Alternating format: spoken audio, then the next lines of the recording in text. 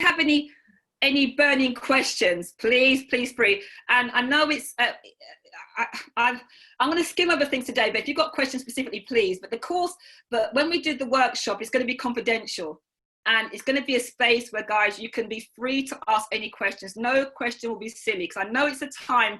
And what I see a lot in some of the groups that I facilitate, I'm in part of, people are afraid to ask certain questions right now, to do with race, to do with colour. And, you know, it should be a time as teachers we can come together and learn together. So in the workshop, it'll be a space of learning, confidentiality, where you can be free to ask any questions. It's about learning, because what's happening now, we're in, hopefully I'm seeing a change for the better.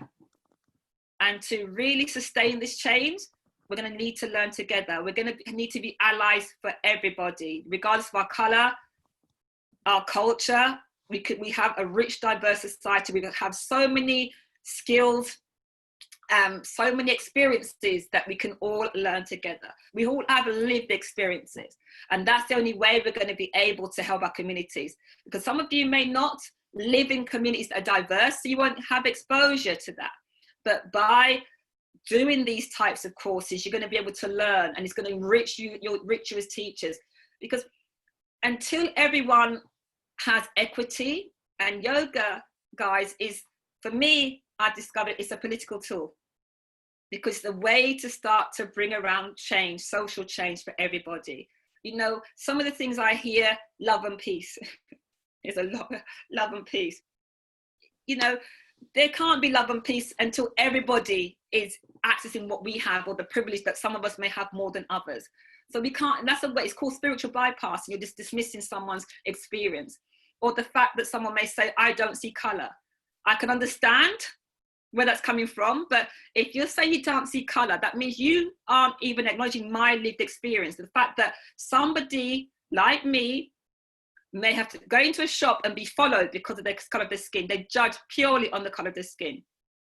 And I'm not saying privilege is a bad thing, because we all have privilege. I have privilege. The fact that, you know, my name is an English sounding name, you know, I go for an interview, they're shocked sometimes when I turn up, because my name and the way I speak, unless I'm talking street, which I don't actually, as my friend called it, telephone voice, they won't know who I am. But you can see the shock when they see me, because they didn't think I was black. And I get used to it, and that's a lived experience. And those are the things I have to live with. These are everyday things. And these are things that your students, some of them will experience. And when they come onto your yoga mat, they want to have, as Diane Bondi says, it's a ceasefire zone where they can just be. And we as teachers will have unconscious biases. I'm sure I had many when I started my journey, especially about certain things, you know, judging people. But I've learned not to do that, because I've been proven wrong so many times. I remember, and tried to force my will onto teachers. I remember when I was in LA, and one of the very first classes I do in Bikram, there's this half moon pose, and we say index fingers and release the index fingers and your thumbs across.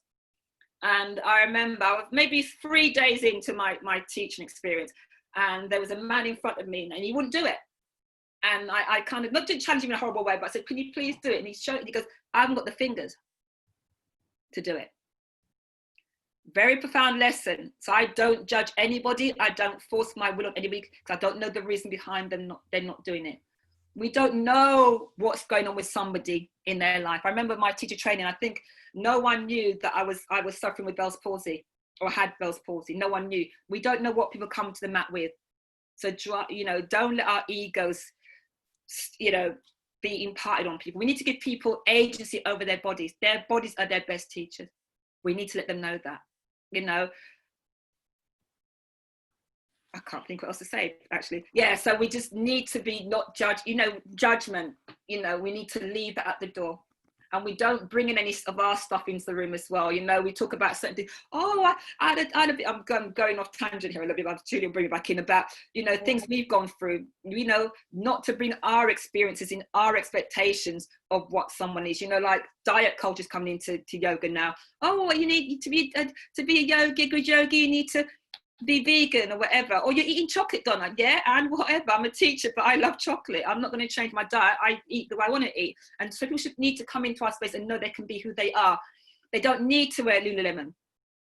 They don't need Manduka mats. They don't. What else is they think they need when they come in? They think they need to get their leg behind their head because they see postures.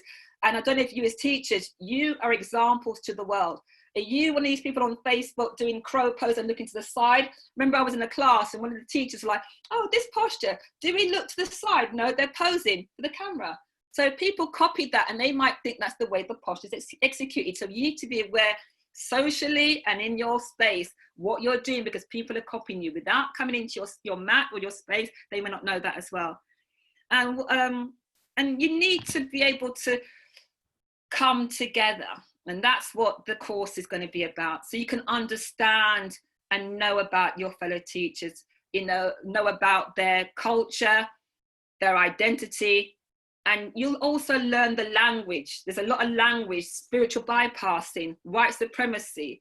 Can I come in on that actually? I just like to come in on that, because there might be white people who are thinking, I don't need to know about yoga, race and culture. I'm not a racist.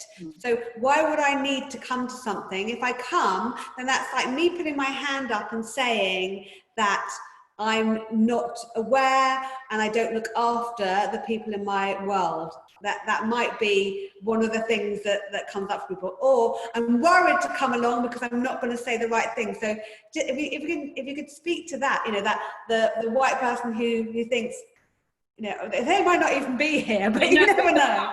No, but the reason I've got friends that they're white and they do a lot of work, anti-racism work, but what they've now realized is that that's not enough to be anti-racist, because they have unconscious biases and privileges they weren't aware of. And by doing this work and coming to these types of courses, they were able to unpack those, because by the mere fact of being white gives them an instant privilege they're not even aware of. And also maybe the title, they were called doctor, so they were like, they could be male, so straight away there's a privilege there that afforded maybe not to all women. The fact that they're white is an instant privilege they get there as well, and the title it gives them. So it's being aware about those privileges, but also you're going to be hopefully in a group with other people, and they're going to be somewhere you can actually, we're going to have little breakout groups where you can speak to other people. I was in a group and there were 3 of us and we were all Londoners, and one of us was white, one was Asian, one was black.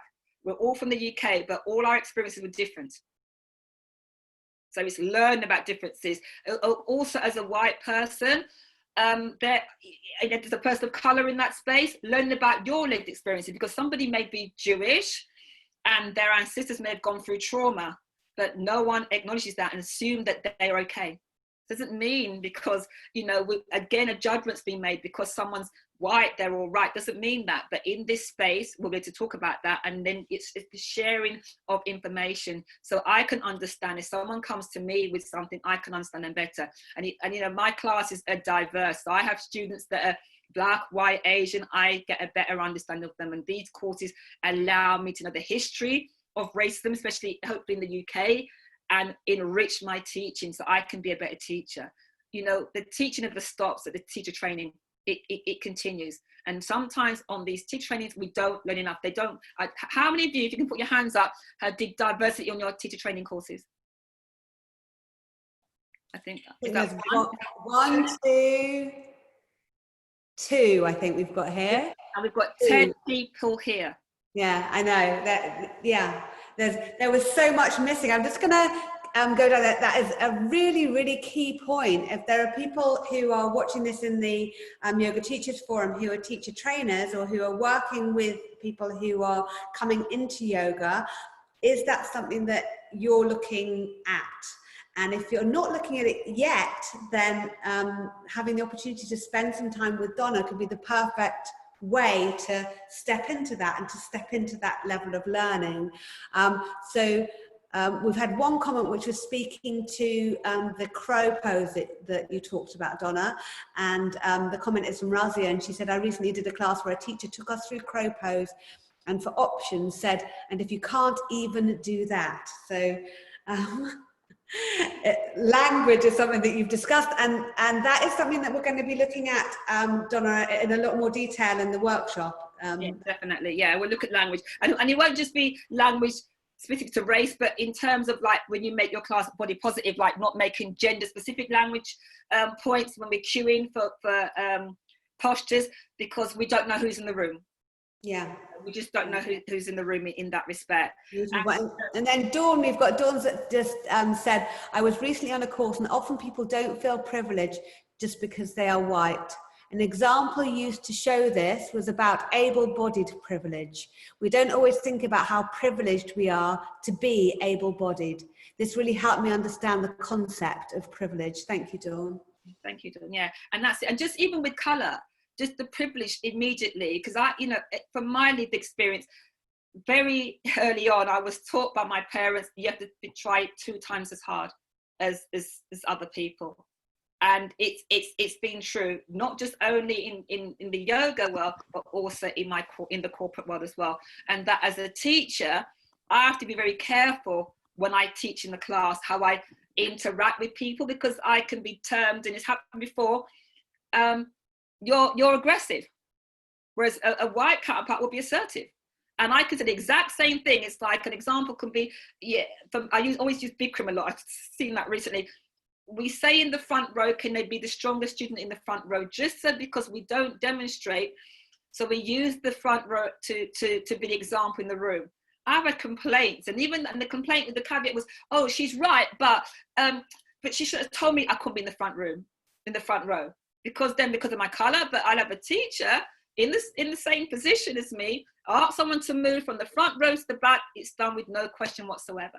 And I've had people come to me and challenge me, with studio owners, and tell me that I got a complaint about something. And when they delved into it, it's been nothing. But the fact that they know my history, I don't get any complaints, but they still came to challenge me about it. An example of spiritual bypassing for me was with COVID in Bikram, we do the Kapalabhati breath, and we stopped doing that because, again, you know, the exhale, and we weren't sure what's going to happen with you know, with the breathing. And someone challenged me, a student challenged me, said, why aren't we doing it? She actually got up, sat down, and did the Kapalabhati breath on her own. I said, if you have a question about this, please speak to the owner, I'll take it outside. She didn't. She sat there and she did it. And I went to the owner and told them about my concerns. And all she said to me was, oh, they didn't complain about you. So she didn't even acknowledge my complaint. She just brushed it to one side, because I don't know if it's the business or the money, but my concerns as a black teacher were totally ignored. And that may be happening to a lot of your colleagues. If you're all teachers, your colleagues, you know, do you see things in your space or in studios that you think that doesn't feel right or sound right, or there's a bias or discrimination there? Would you speak up for that person? Yeah. Have you done so? I'm going to ask you to put hands up. Have anyone seen something that they thought wasn't right or discriminatory, and they stood up for that person? So only 2 people. So, and these are things. It's not easy. It's absolutely not easy to do, and it's something when there are children in school. It's often, you know, if somebody's in racist, or often there are LGBTQ issues. It takes strength to not only to stand up and to say this is wrong. So it's something that it's a muscle that we need to start using, and that we need to use more. Just on the comment, because you've mentioned Bikram a couple of times, just so that you're aware, everyone, we've got a lot of information on the abuse of women in yoga. Bikram is a big kind of lights that come up as far as abuse in yoga that come up with regard to Bikram. So I believe that we all actually have a responsibility as yoga teachers to address the abuse of women in yoga, and we have a lot of resources on the Yoga Teachers Forum that look to that and to support people who have both experienced abuse and would like to combat abuse in yoga. I'm simply mentioning that because of the practice of yoga and the use of that name in this session. And I apologise if it triggers anyone, but when I speak about Bikram, I'm talking about the practice, not the person. So, because for me, it was a very healing practice for me, regardless of what. So that's why I refer to it in that respect. But yeah, and it was there's a reason why there are so many practitioners of hot yoga out there. There's some clear value that many people have experienced from the practice of yoga in a hot environment, and your experience as somebody who's had a really positive experience, that is absolutely completely valid. I was simply mentioning that side of things. We've got a comment from Anushka. Can I just finish what I was saying about so there's only 2 of you that said you stood up, but in yoga there's ahimsa, the practice of ahimsa. So non-violence, not only to yourself, but to others. So if you're witnessing things and you're not standing up, guys, are you practicing ahimsa? You need to question that. You have to question your yoga. Yeah, thank you. That's a really, really, really important point. Thank you. Anushka says, a participant in a workshop said her friend didn't come because she didn't want to be the only person of colour there. If she knew that I was there, she would have come. Would you be able to speak to that, Donna? Yeah, this workshop is open to everybody, guys. It's not because I'm a black teacher. It's not going to be for just participants that look like me. It's for everyone because everyone's learning. And it's a shame that people think that, just they should have messaged as well, because they would have got clarification that this is, and maybe we need to do that, Julia, in the marketing, that, that everyone's welcome to come. And even if you're the only person there, you won't be like a witch hunt. You won't be made to feel as though, the woes of the yoga well are your fault. That's not, we're not there to blame or point the finger. So please let her know that as well. And just coming back to that, I'm just going to pin myself for a moment. The yoga world is huge and diverse. And the more diverse the group of people who come along to experience an event that's connected to yoga, race and culture, the more we all learn. So if you are from an Indian background and would like to shine a light on cultural appropriation, you are very, very welcome.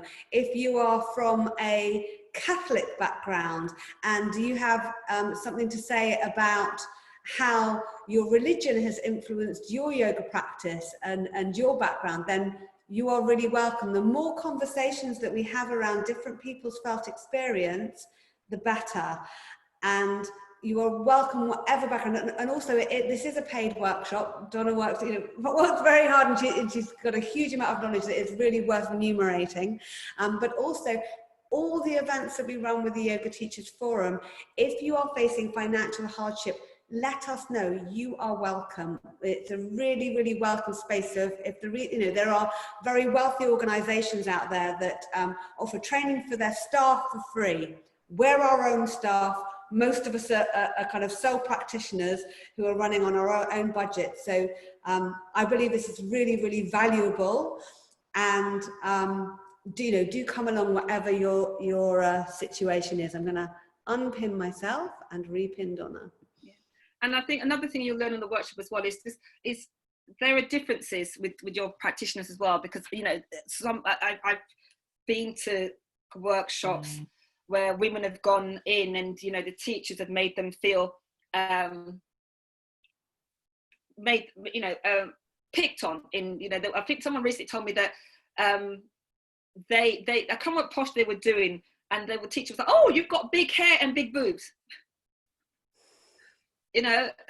These are things that we shouldn't be saying. And whether or not it was involuntary, again, making that person feel different. We are different, but why did she have to say that? We need to honor people's differences, and this is something we'll learn in the workshop as well, about language, about what you don't say, and learn about maybe different bodies as well, in terms of, not maybe the body positive workshop, but learning that you might say to somebody, get your lower back to the floor. But because the anatomy of their body, that may not be possible, but some teachers will still try to force that. So we need to understand that there are different bodies in the room, and we need to learn about that. And as I said, we need to learn how to make yoga really, really sort of accessible as possible. And diversity, race is going to be one way in which we can touch on that as well. And we can do it together by learning from everybody. It won't just be me sitting there and talking. There'll be little group works. You can go and you can actually the breakout rooms. We can go and discuss things together, and discuss things. And if you've got any questions or situations you've been in, and how you should have dealt with them or to deal with them going forward, this is the environment to do so. It's emergent. We're in emergent times, and you shouldn't feel that the language you don't, like, you might feel, I can't call somebody black, but I'd rather be called black than some of the other terms. So to know what's okay, the language to use, this is where you're going to learn to do so. Because if you're sitting there and you've got questions and you're not asking them, guys, by attending courses that can help you, you're doing a disservice to your students and any potential students, because you're going to may do more harm than good by not learning what you can to be the best teacher that you possibly can. Yeah, that can help you. I'd be really interested if people have, there's a few people who are here. Maybe you might want to write what drew you to coming here. There must be something about yoga, race and culture that kind of made you, oh yes, I'd really like to be here.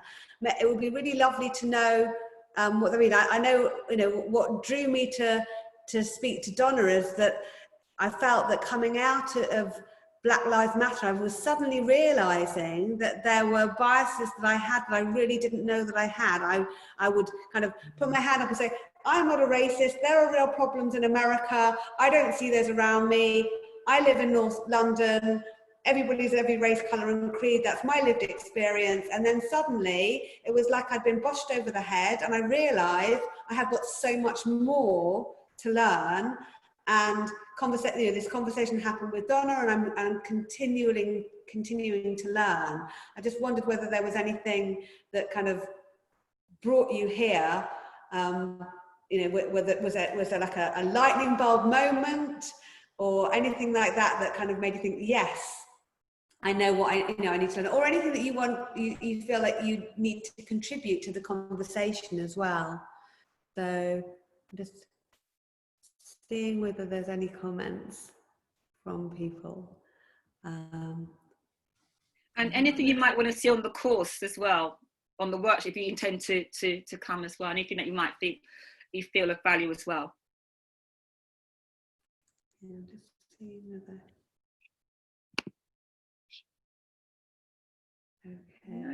Okay, there's that. I'm waiting for the. I guess sometimes these things occur and people are like, I'm going to come, I'm going to eat my lunch, and I'm going to have a lovely listen to Donna and Julia talking about sort of the yoga, race and culture. Maybe Donna, you could maybe talk to, it's going to be a 3-hour workshop, so I don't know whether there's anything that you can talk about as far as kind of the structure is concerned, or major issues that we're going to talk about, any kind of workshopping things that we're going to do, just to kind of allow people to have a little bit of a taster of what we're going to be experiencing on Wednesday. What we'll go through is the common terminologies, and there'll be lived examples of scenarios. So like we'll talk about white privilege and break it down, how it basically has entered into the yoga one, how it's changing it, and just ways in which you can utilize what you learn on the workshop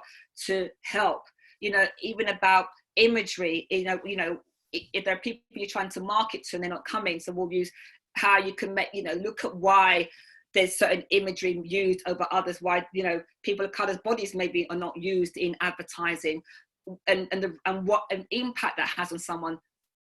And that's why they don't come into class, so we'll unpack that. But definitely the terminology, the white privilege, spiritual bypassing, so you learn all those and talk to those in terms of, and there'll be, like, as I said, breakout groups where you'll learn this, but also share your experience as well and learn for others in the group. So we'll be cultivating that as well. So we're creating conversation very much in that 3-hour workshop as well.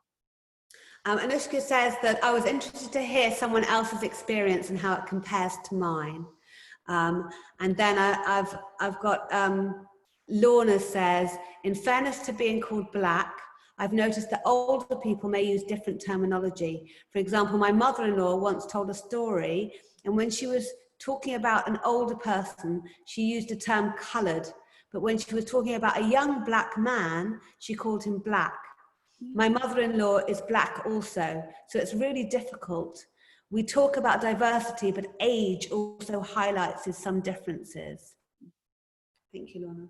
Yeah, no, thanks, Lorna. And that's so true, because I'll be in the class, I've got a teacher and he's very old-fashioned, and he uses the word coloured and my ears prick up because I've not heard that for so long. And I used to say at school, I'm not coloured because I'm not pink, I'm not, and so I was quite defensive, because I had 2 years in Jamaica, So I think I picked up on that. So I became very proud. You know, I was like, I'm from the Arawaks, I'm from the Maroons. I was very much like that until I got my history. And I suppose that's why that's informed me, Lorna, because I basically, for 2 years in Jamaica, I learned a lot of Black history. So so that comes through. And I realized that for a long time, how I kind of suppressed that, but now it's like, no, Donna's Donna, you take me or you leave me now. I'm not hiding anymore. And I've got to be visible and stand up for those that need it, you know, in that respect. So yeah, it's true, it is a generational thing. And I think there was other thing, what did someone say the other day, even about, you know, is it BIPOC, you know, it's Black History Month's coming soon. And I think someone said, the millennials are all for the BIPOC and the BAME, but some people say the older say it's Black History Month, but they're saying, some people say it's Black and Brown. So I didn't know that. So again, I'm learning that myself. So those are the things we'll unpack and learn in the workshop as well. And as Lorna said, and I didn't think of that, the generational differences coming through, because I suppose as we evolved, and I said to somebody the other day that I have a lot of lived experiences, but I went through it, but there was no term for it. There was no spiritual bypassing. There was no code switching. And code switching is when I switch the way I talk. So I might be talking to my family and I've got a broad Jamaican dialect and whatever, and I'm really quite street. I shouldn't be telling this actually, probably before, but that's how I am. But then I can be very proper as well. But then it's code switching to suit my environment, which a lot of us, people of colour, feel we have to do. And my granddad hated it when I was younger. He said, why are you talking like that when I was on the phone? And I wasn't even aware I was doing this unconsciously, that I would change who I was talking to. I remember I'd been in the phone box with my friend and he was taking the mic, and apparently I kept going, yeah, okay, yeah. Didn't even realise that, because the person I was speaking to, I was starting to mirror them and didn't realise it. And sometimes we do that. And even our unconscious biases as well, the groups we're in, it may be something we have and we're not aware, but by ignoring these unconscious biases allows the bigger discriminations and the bigger racism to occur. By being silent, I think we're endorsing it. And that's what we need to look at as well. Because I think only two of you put your hands up, so you stood up for people, we're endorsing it. So someone might say something about you in the changing room, and you say, ha, ha, and you laugh it off. But then you don't know where that will go the next time. And that person may not come back again, who's at the receiving end of it, because, you know, we shouldn't allow. And that's maybe why we are in a place we are today with the world we are today with Trump. And it's not about Trump, guys. A lot of these things have been there for a long, long time. Trump is enabling it now. People are getting more audacious, but this goes back 400 years plus that we've been going through it. You know, what I'm going through is nothing like what my ancestors went through. And that's why I'm here to be a good ancestor, as Leah Fayed said. So it may not change in my time the way I want it to, but for the next generation coming up. And that's what you guys can do as well.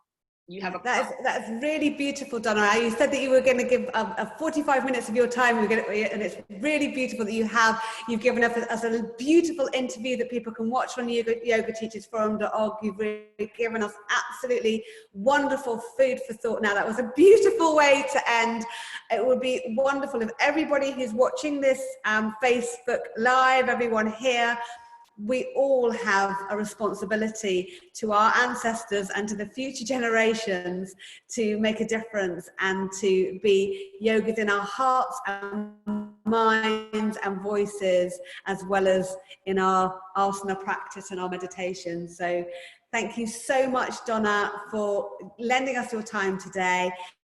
If you have any questions for Donna around yoga, race and culture, please feel free to post them on Facebook. Feel free to message us at info@yogateachersforum.org. And we would love to see a full Zoom room of people from as diverse backgrounds as possible. If you're a she, if you're a he, if you're a they, if you are any different shape, if you are if your body does one thing or it does another, the more of us and the more diverse we are. Also, if you're white and look like one of the pictures that are all over Instagram, you are absolutely welcome to. Everybody is welcome to come along and share their experience, and feel free to be vulnerable and to ask the questions that, or to share experiences. It can be really, really awkward to talk about things that you care about. because it brings up our vulnerabilities. I remember at school, I used to love debating things I didn't care about, and as soon as there was an issue that actually really mattered to me, I felt like I could cry if somebody, putting myself in that situation of talking about something that I really, really cared about. We are in a situation where we are talking about something that I hope all of us really, really care about. And it would be lovely for everybody to come. Thank you so much for coming today. And let's make a difference about a subject that really, really matters in the multicultural world that is. Most of us are from the UK here. You know, the UK has people from every different race, colour and creed. Let's make the yoga mat and the yoga room a welcoming place for all of us. So, okay, thank you, everyone. Thank you so much, Donna. You're welcome. Bye. Thank you, everyone. Thank you, Julia. Thank you, Donna. Thank You're you, welcome, everyone. Rita. Love to see you. Likewise.